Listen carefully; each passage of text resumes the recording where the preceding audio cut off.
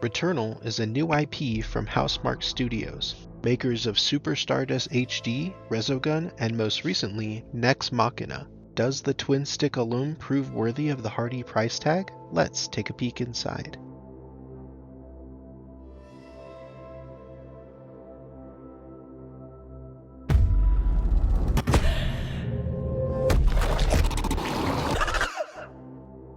Returnal is a beautiful looking game.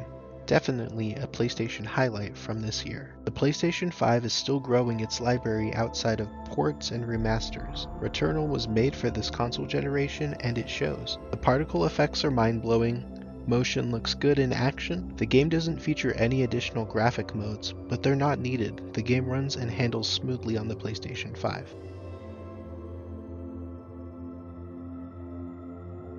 The art style is interesting. It combines realistic character models with your typical sci-fi setting and staples, like a ship, alien-like life forms, and lots of tentacles. So many tentacles. Somewhere someone is enjoying that. The environments are isolating and others bigger than you might expect, so it's worth searching every nook and cranny. You never know what you might find.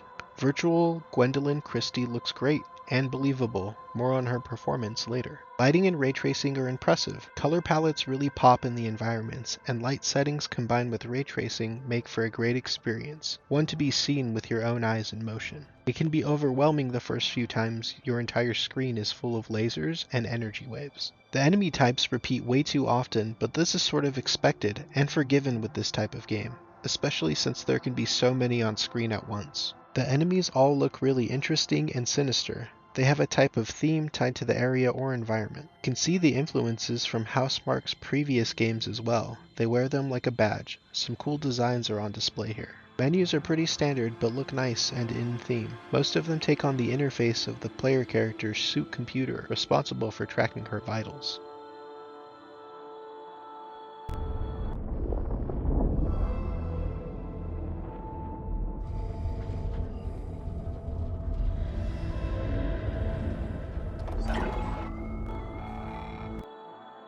The story of Returnal can seem simple on the surface, but looks can be deceiving.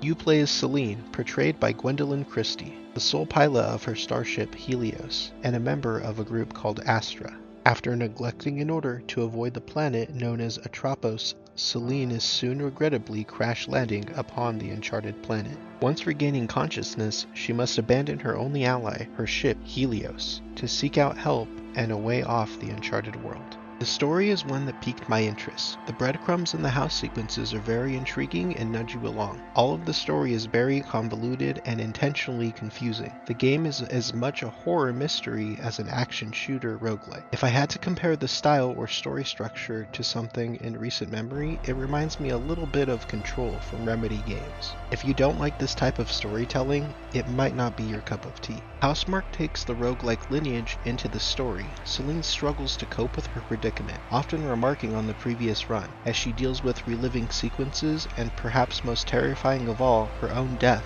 over and over again. It's a very unique game that can be hard to explain or oversimplified.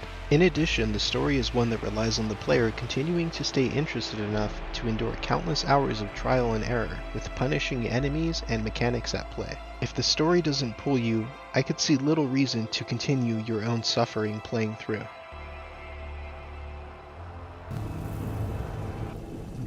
Discovered a strange device that is already active. It feels alive.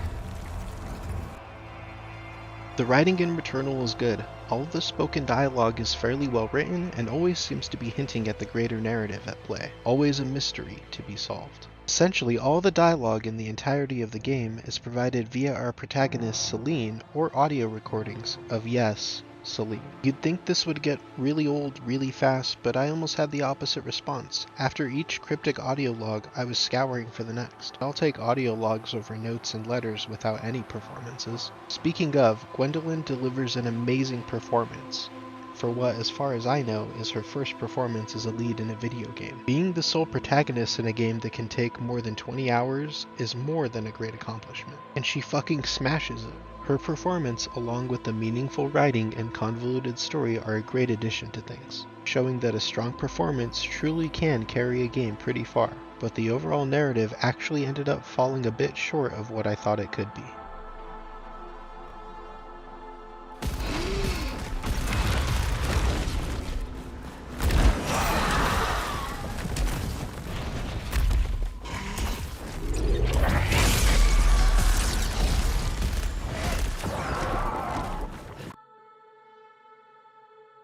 Call me crazy, but I always get back to something that is very basic but often forgotten when reviewing games. Is the gameplay fun? In this case, Returnal is. The game is super engaging, once you get your feet wet, that is. It does have a painful learning curve. It's Souls-like in the difficulty section, but not for exactly the same reason. It's unforgiving, but the gameplay is fast-paced and twitchy. The time spent at the end of long runs only to result in death can be absolutely soul-crushing. Similarly, you get a real feeling of accomplishment after just surviving by the skin of your teeth. At her disposal, Celine can find and utilize objects known as artifacts. These allow her multiple different buffs or effects depending on the artifact. They're a fun addition, all related to the unfolding narrative. In a similar fashion, Celine can also equip parasites, randomly scattered throughout the planet. Each parasite has a risk versus reward mechanic. You can cause additional damage, but you might have to sacrifice some of your integrity to do so. Bringing us to Celine. Her base stats are always displayed in the start menu, which act as her suit's diagnostics. Here you can also see other crucial info. Integrity is your HP. This can only be increased per run, with additional integrity chunks filling an overflow gauge. Once you bank 3, you get an additional health increase. Proficiency is your weapon skill. The higher this stat is, the better weapons you'll find, and the better skills those weapons will have, and base stats, or even bonuses.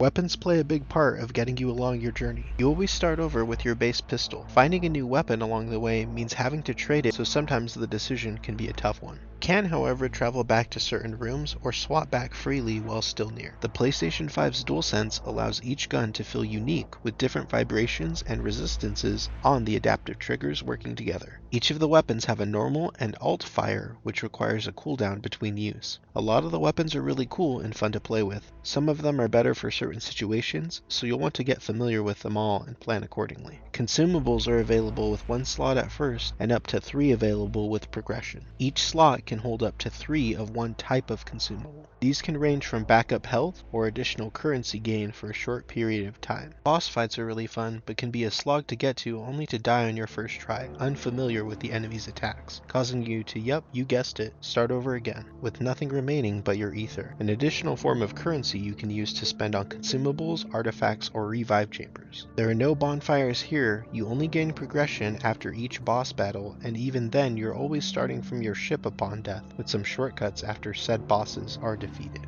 This leads to the game taking quite some time to complete. It took me around 30 hours. So I didn't really plan on this, but is this game scary? I didn't think it would be before playing it, but it was a little uncomfortable and it has some eerie vibes. It can be a little disorienting. There are definitely some dark water-like sections that could make the right person feel really panicked or uncomfortable. So is it scary? Not really. It does make your heart race when you're in an intense encounter and you barely survive, but I would describe that more as exhilarating. So this one's getting a 9 on the increased heart rate meter. Ask your doctor if you're healthy enough to engage in Returnal. One last thing I want to mention in this area is the complete backwards decision to not have any kind of autosave feature within attempts or runs. This adds to the time it takes to continue the overall game and slow doled out narrative. I experienced 3 crashes overall within my playthrough, which was rare but worth mentioning, one of which being after a 4-hour run. All of the progress lost added to the frustration of no autosave feature. It hurt.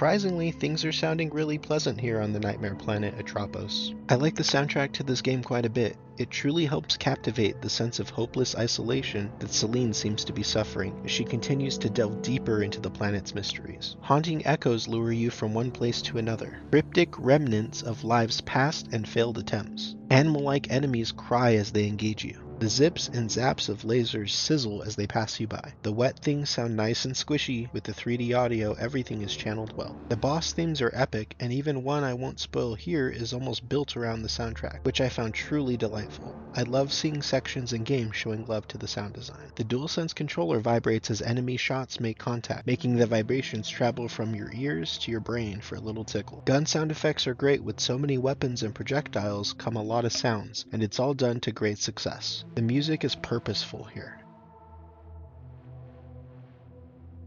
Could it be safe for me to drive afterwards? I had no idea. But what about prep time and recovery? I'm in the middle of a lot right now, so... No. I wouldn't want anyone present. Returnal is a game reaching for a very particular core audience, one that rightfully so has no shortage of masses seeking more content to consume. Housemarque gets it mostly right with solid core gameplay that makes you feel like a badass space pilot, but the slow burn story throughout might have you fatigued by the false endings and fake outs. The game is truly a work of art. If you have a PlayStation 5 and like this style of game, it's definitely for you. A few boss battles had me literally say, "Holy shit," at what was just placed in front of me, as the music built and a million bullets began to fly my way. But the time commitment due to a steep difficulty curve and lack of any kind of autosave feature hurt the game far too much, making it just shy of something greater. Fingers crossed this is just a sign of more to come from Housemarque in the future. If so, I will definitely come back for another visit. Returnal gets an 8.5 out of 10.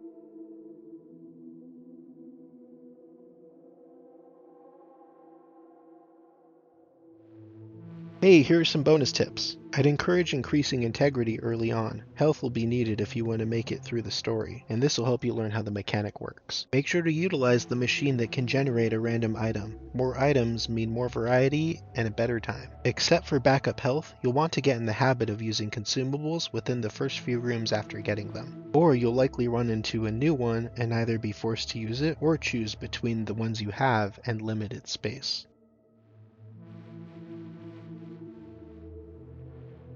If you like this review and would like to continue to see more, please like and subscribe or share this video. I'm blown away by the positive response from the first review. Thank you so much.